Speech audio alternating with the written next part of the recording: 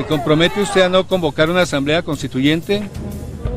Me comprometo a no convocar una asamblea constituyente y a defender a fondo la Constitución de 1991. 3 doritos después. Por tanto, si yo soy presidente de Colombia, el primer acto, el primer día es convocar un referéndum ciudadano con una sola pregunta. ¿Quiere usted, sí o no, convocar una Asamblea Nacional Constituyente en Colombia? 3 doritos después. Por tanto, el cambio en Colombia se hace con la Constitución del 91. No necesito una constituyente para hacer otra constitución, porque ya la tenemos.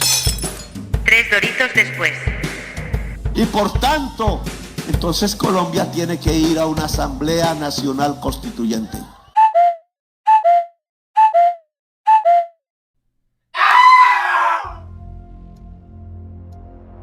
Por estos días vemos a los expresidentes vivos y al presidente de Colombia en un concurso muy particular.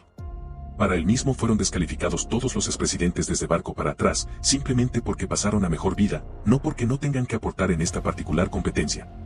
En este concurso, tanto Gaviria, Samper, Pastrana, Uribe, Santos, Duque y ahora el presidente Petro nos regalan un legado de escándalos de corrupción que, aunque parece escalar con los años, simplemente hoy nos tiene a las puertas de los cuidados intensivos.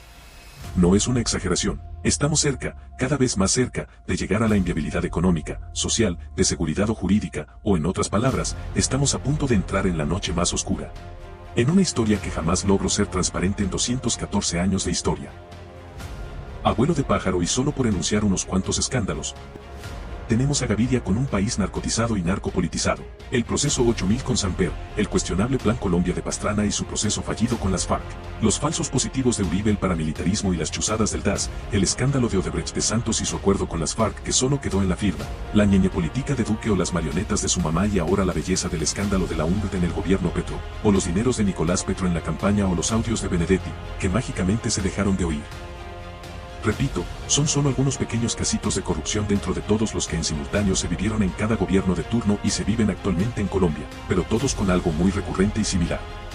Fueron elefantes prehistóricos, enormes, que pasaron en silencio a espaldas de nuestros principales líderes. Así, entre cleptómanos, mitómanos o simplemente descarados, la gran característica del poder ha sido la bipolaridad.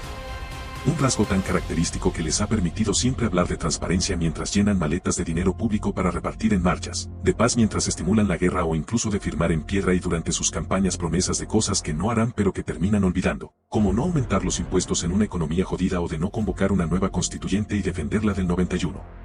¿Qué es todo esto que estamos viviendo? En el capítulo de hoy trataremos de reflexionar un poco sobre este momento actual en Colombia. Hola a todos. Bienvenidos a otro episodio de Ciudadano, el podcast donde analizamos la actualidad política y social de nuestro país desde una perspectiva crítica y profunda. Hoy vamos a explorar una teoría fundamental para entender el caos actual en Colombia bajo el gobierno de Gustavo Petro. Nos acompaña nuestro invitado especial, Ciudadano. Bienvenido, Ciudadano. Gracias por la invitación, es un placer estar aquí, como cada semana. Ciudadano, para empezar, ¿puedes explicarnos brevemente quién fue Antonio Gramsci y qué es la teoría de la hegemonía? Claro, Antonio Gramsci fue un teórico marxista italiano cuyo trabajo en los cuadernos de la cárcel es fundamental para entender la dinámica del poder en las sociedades modernas. Gramsci introdujo el concepto de hegemonía para describir cómo una clase dominante mantiene su control no solo a través de la coerción, sino también mediante la dirección cultural y moral, obteniendo el consentimiento de la mayoría.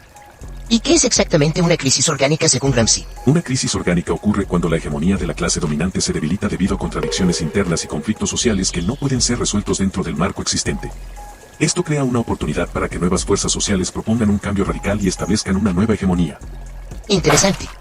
¿Cómo se conecta esto con la situación actual en Colombia bajo el gobierno de Gustavo Petro? Petro, con su retórica y políticas de izquierda, se posiciona como lo que Gramsci denominó un intelectual orgánico, que intenta articular los intereses de las clases subalternas. La crisis política y social en Colombia puede ser vista como una crisis orgánica, donde las instituciones tradicionales no logran resolver las tensiones y conflictos. Petro busca utilizar esta crisis para impulsar una transformación profunda del sistema político, posiblemente mediante una asamblea constituyente. Entonces, ¿podemos decir que Petro está intensificando deliberadamente estos conflictos para llevarnos a esta crisis orgánica? Es una interpretación plausible. Petro ha aprovechado los bloqueos legislativos, la burocracia y la falta de ejecución, sumando la polarización, para justificar la necesidad de una constituyente. Sin embargo, esta estrategia tiene riesgos.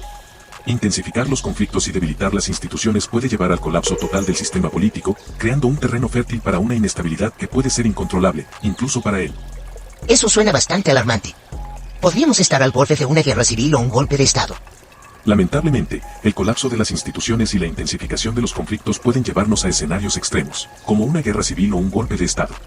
El llamado a una asamblea constituyente, bajo estas circunstancias, puede parecer una solución, pero también podría ser peligroso, especialmente bajo la gestión de un presidente que, hasta ahora, ha demostrado que su enfoque de cambio solo ha perpetuado e intensificado la gran mayoría de nuestros males.